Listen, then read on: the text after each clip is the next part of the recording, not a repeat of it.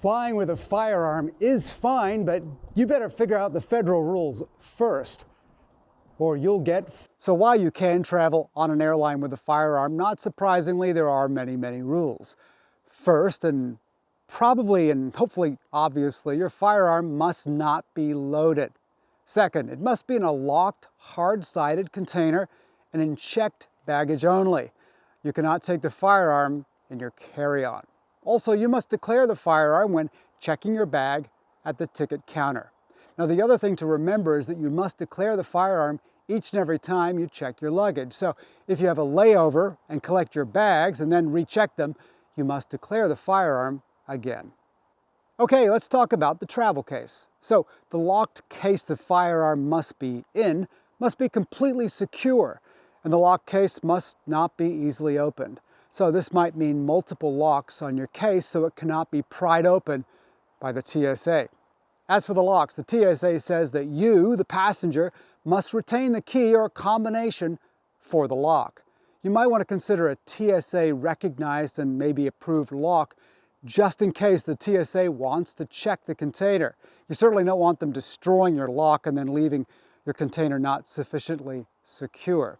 In fact, here's a good idea. Maybe take a couple of extra locks along just in case. The TSA also identifies other objects that must be checked.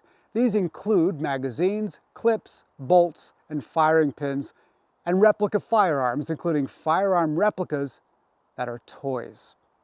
However, you can take something related to your firearm in your carry-on. Rifle scopes, which I guess makes sense. And these things can be quite expensive, so keeping them with you and protected is a pretty good idea.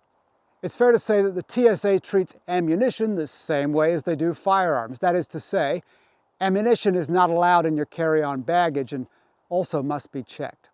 Small firearms ammunition must be packaged in a fiber like cardboard, wood, plastic, or a metal box that is specifically designed to carry ammunition. You can transport ammunition in the same hard-sided case with your firearm. Firearm magazines and ammunition clips must be boxed or included within this hard-sided locked case. Now, importantly, you must check with your airline for quantity limits for ammunition. I've not checked with every single airline, but it does appear that many have the same limits, and that is around 11 pounds per passenger.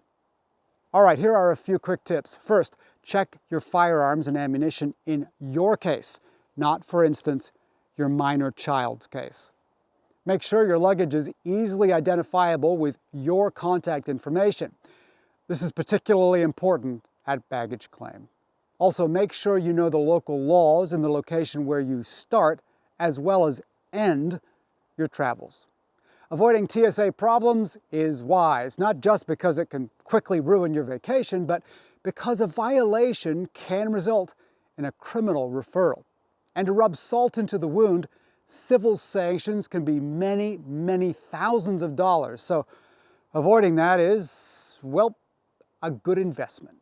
For more videos on the Second Amendment, please subscribe.